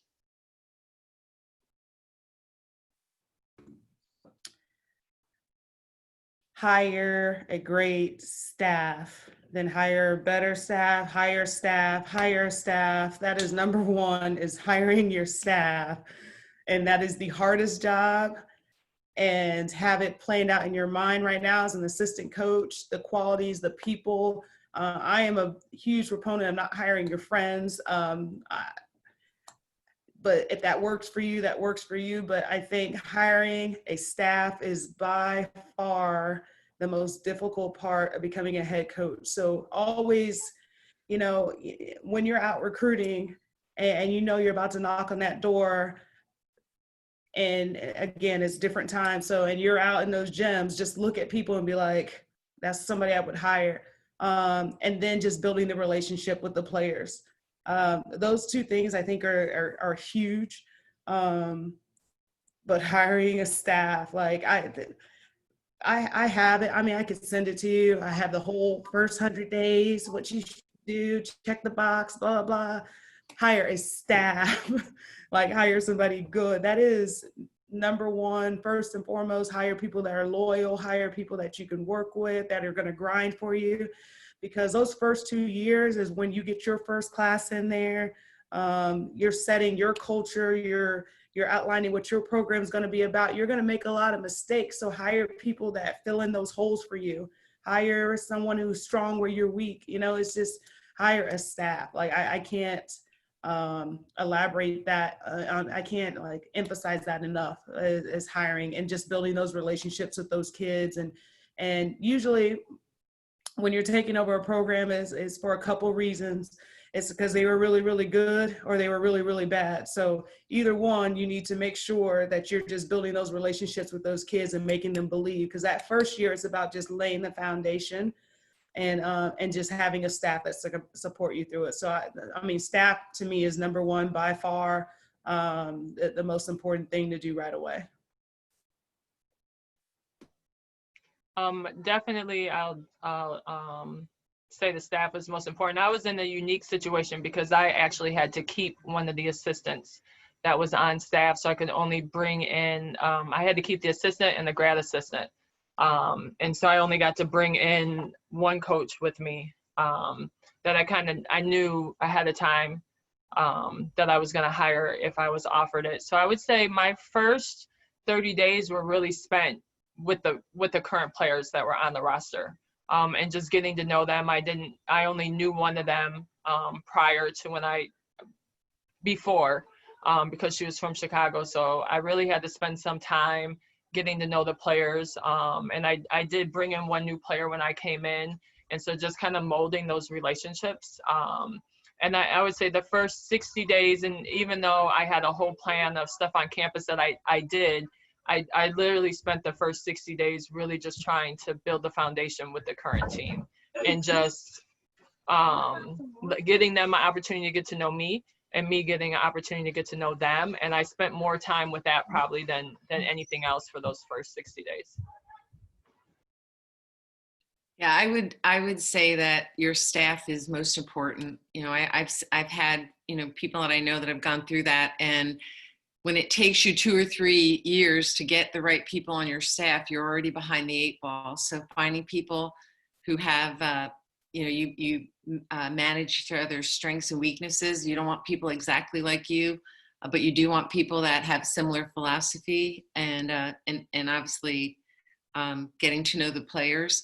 I think you can have a lot. Like I think everybody that's prepared has put down a list, and you know it looks good when you talk to the ADs and all of that. But in reality, there's so much going on. But the most important part is the foundation and the people that make that. And I think those are, you know, two things that both Corry and Jackie mentioned as well. I don't know that there's anything else more important than your staff and then your players.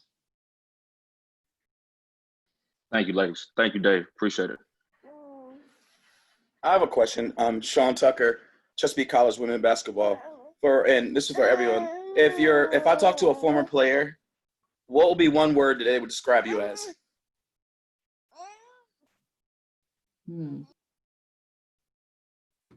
Depends on which one you ask.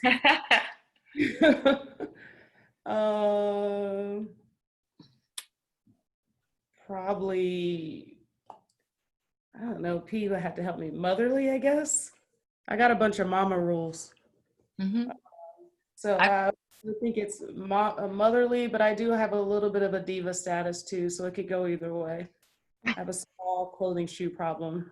It's out on the sidelines a little bit, so I'm gonna go with motherly. I would go with a perfectionist. I think they know I'm pretty particular about details, and I would say a perfectionist. Depends on who you ask in the day, but mine would probably say I'm demanding.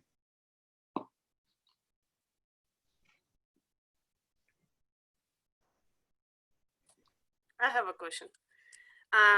So this will be our first year when we have only our players from no players from other stuff, and it's so exciting. But in the same time, we want to make sure. Sorry, my dog.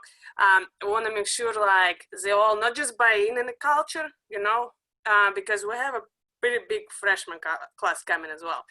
So, what would your recommendation and on your experience, how to get them all, not just together, but like know who we are, you know, and bring that culture into like future classes that come in, you know, establish that kind of foundation, you know, would say.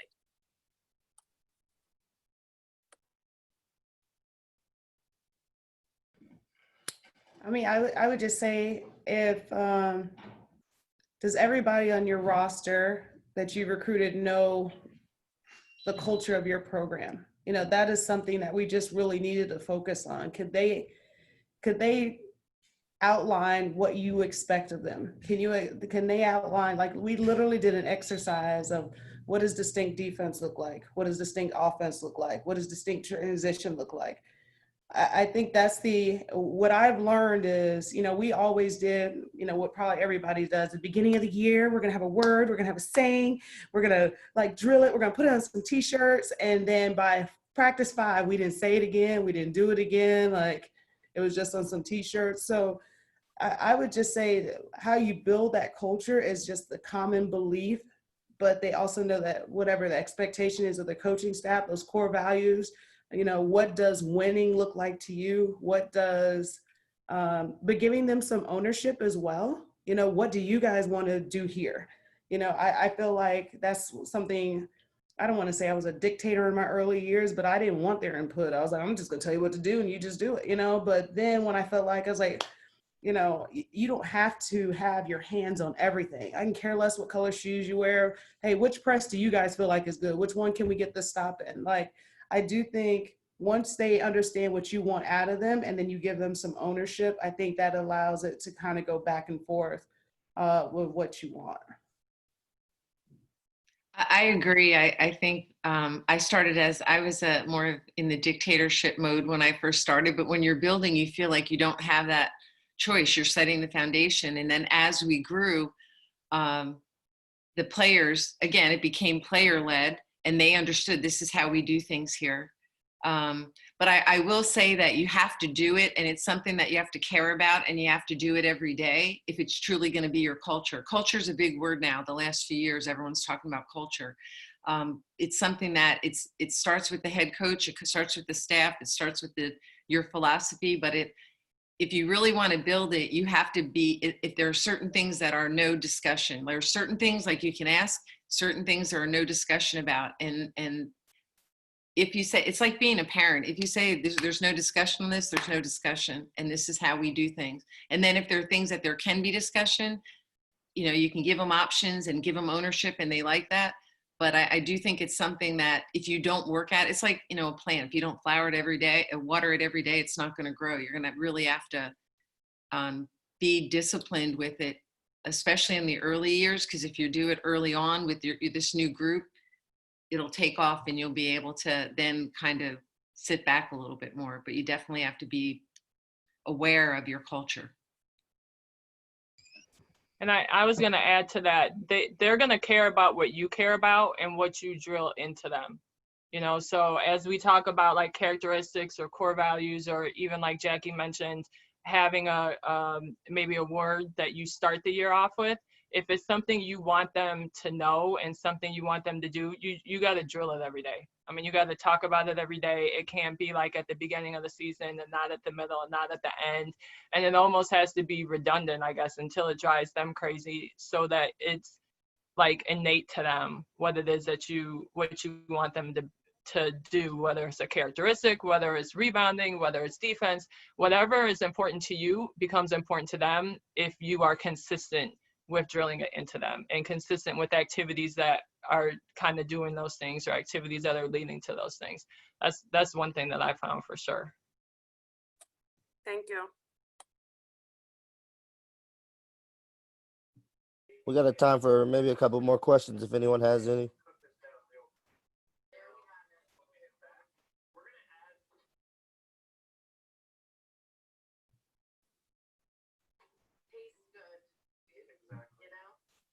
Anyone have any last questions? Curtis Kylie, I'm from UConn Avery Point, women's basketball assistant coach. How do you power through, like, we always go through this period in the season, like December and January, where it's kind of like the dog days, the middle of the season. How do you power through that and keep your players engaged through that, like, kind of holiday time? I think I break the season down. But I think the middle of the season, that Christmas time, it's when they get to go home. I think that's an important break for them, and a time to kind of refocus, give them an opportunity to step away from the game. So when for me, when they're on Christmas break, they're not doing anything. Like, I tell them, go home, you can come back basically at square zero, because I know I can condition them in a couple days. Just so that they're away and give them that, like, necessary break, because I think they all need a break come mid-season. And when we look at the season as, say, we're trying to win the championship in November, well, you're not winning a championship in November. It's a whole entire process, you know, it's a couple months to it. So for me, I break down with them, like, we need to be at this point in November. We need to be at this point in December. We need to be at this point in January. And it's not just about wins. It's even like at a conditioning standpoint. We need to be able to do this kind of like going on, you know, throughout the whole course of the season. But I always schedule that break in for them, because I think, and I don't know about men, but I know for women, they need a break. They need to be able to step away from it and just take that second, and then to come back refreshed after Christmas. So I kind of break the season up so that's possible.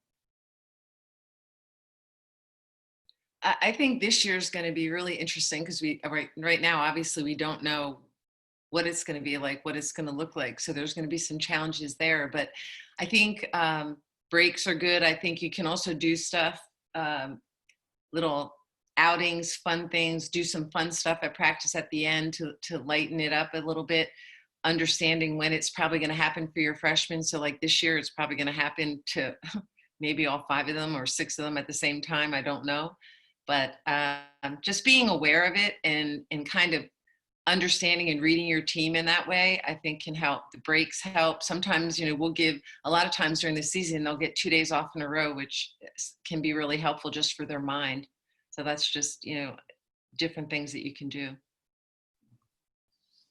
I say one of the things that we got a lot of feedback is having like your mid-year meetings, just to redefine some roles, to talk about, some kids have a lot of things going on in their head, why they're not playing, why this person's playing in front of me, or their role is just backwards. We felt like just the last couple years, it was hilarious. We had one player in her end of the year meeting said, well, why did you wait till the middle of the year to tell me what my role was?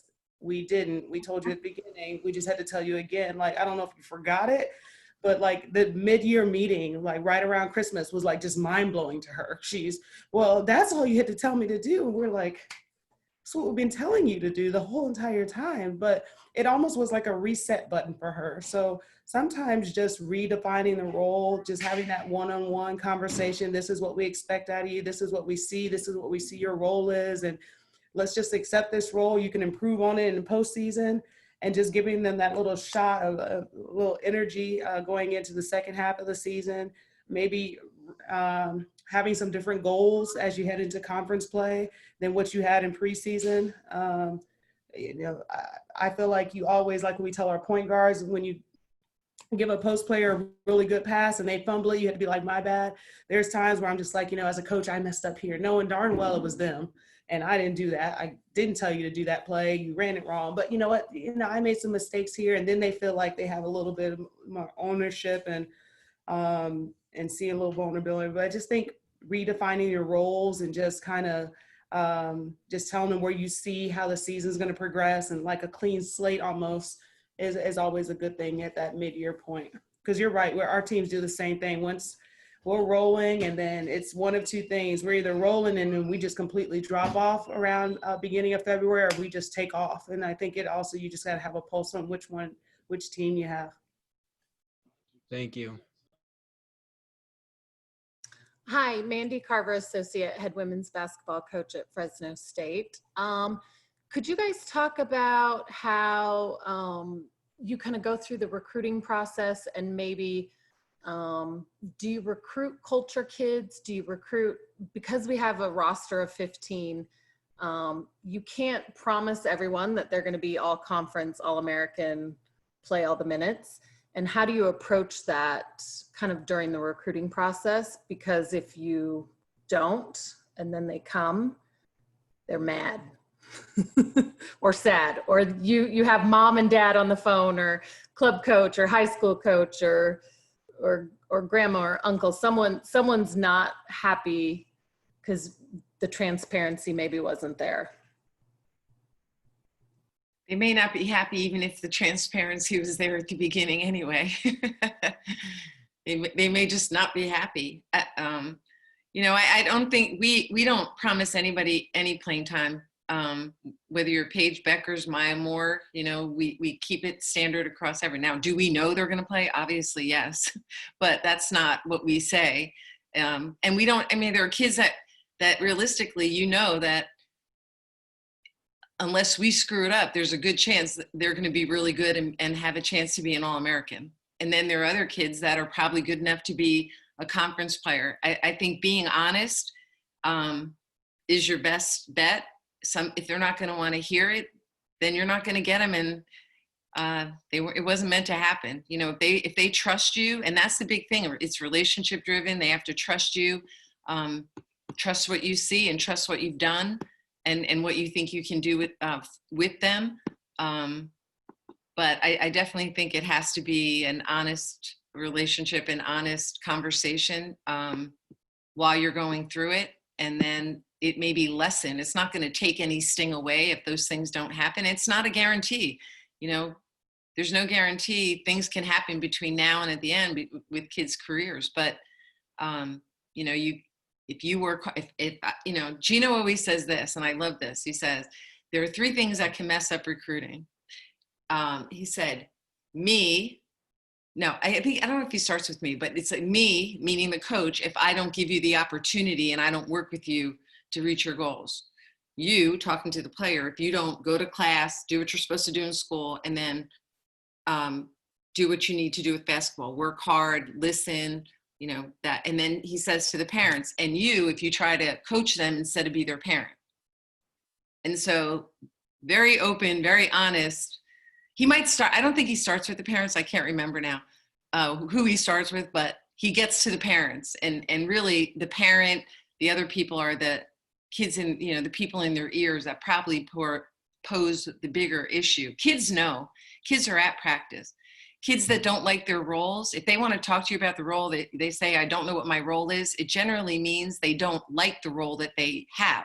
They know what the role is, they just don't like it.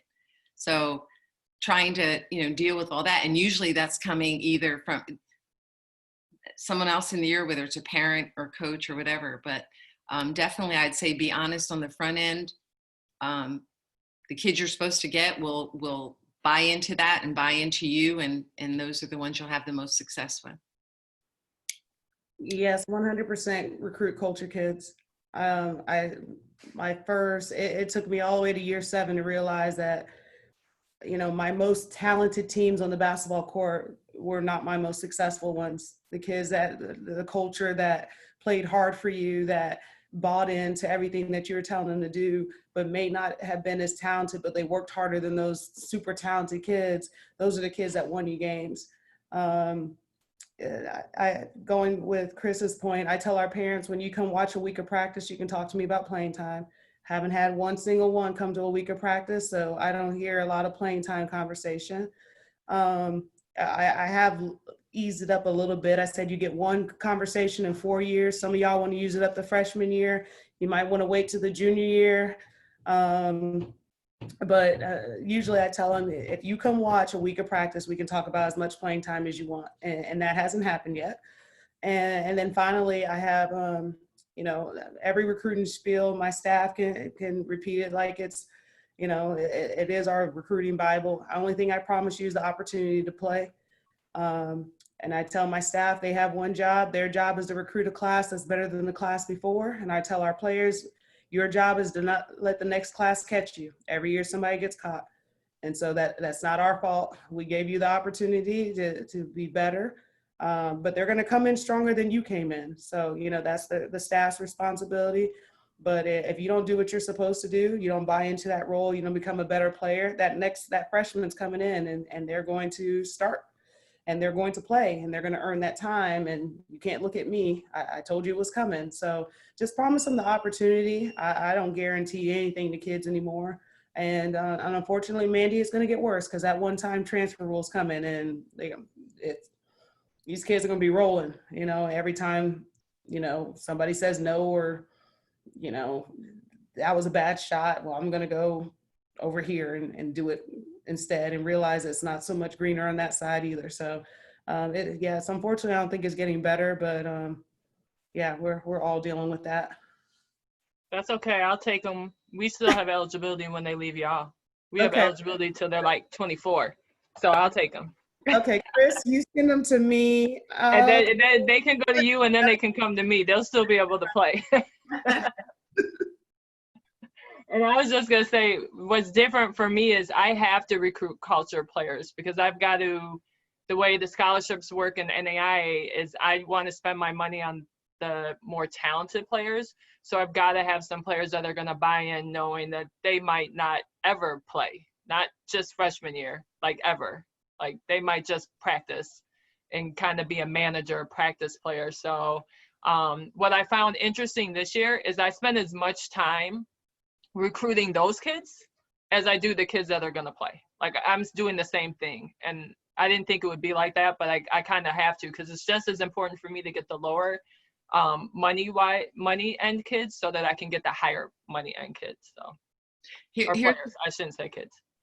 The one last thing, if you have to convince someone to come to your school as a freshman, you're going to be convincing them every day that they're there until they're a senior. So you have to find kids that fit you, fit your culture and do that.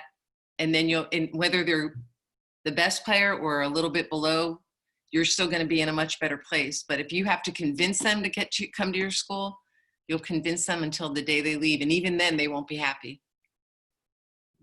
And just hitting on Corey, I mean, you better make sure player 13, 14, 15 are happy too, because they will just, that end of your bench will destroy the culture of your team if you're not watching them. They'll just, whatever, if you got 16, you better look at 14, 15, 16, as much as you're looking at the front of that bench and what's going on, because those players, they either enhance your culture or they're absolutely burn down that locker room. So just make sure that you're paying attention to both ends of that bench.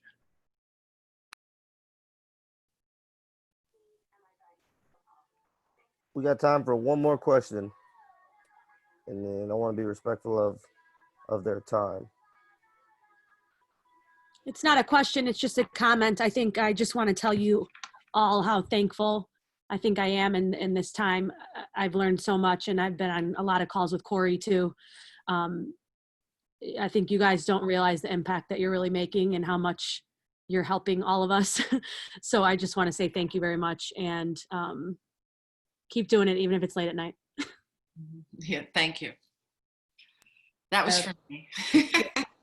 Thank you. Late at night works because I'm surprised my kids have not ran through this Zoom call about 80 times. So, this is perfect. So, but I appreciate you guys as well. I coaches like, Coach Bentley, and just organizing this. And like I said, the growth and the learning during this pandemic has been phenomenal. And it's just learning from men's and women's coaches and just so many committees that we serve on. So keep learning. If I can ever help anyone in any way, my email address is there. And I love talking basketball and giving out information and helping in any way I can. So just let me know however I can help. Same here. If I can ever help, just email me, call me. Not before 9. And same here, and I'm ready for any of your guys' players when they're unhappy and they're ready to leave. You can send them my way. My email I did just put in there. Awesome. Well, thank you, Coach Irvin, Coach Dailey, and Coach Carson so much for being on with us. I thought this was really good. It was actually a change of pace for us. We had never done a kind of a roundtable, so thank you for kind of bearing with us on that. I hope it went well, and I think it did. So thank you all for joining us, and thank you everyone that tuned in. Again, this was really good, and I'm excited to kind of go back and rewatch and everything. So thank you all again for joining us. Coach Dailey, hope you maybe hope Coach Ariema lets you get in a little late tomorrow in the office. No, I got to work out. I get up at 5. I got to work out. So, but no, thank you again to everyone for being on, and we'll be on again next week, I guess, as long as people still show up and want to listen. So thank you again, coaches, for joining us that shared, Thank you. and everyone that joined. Thank you. Yeah, DB.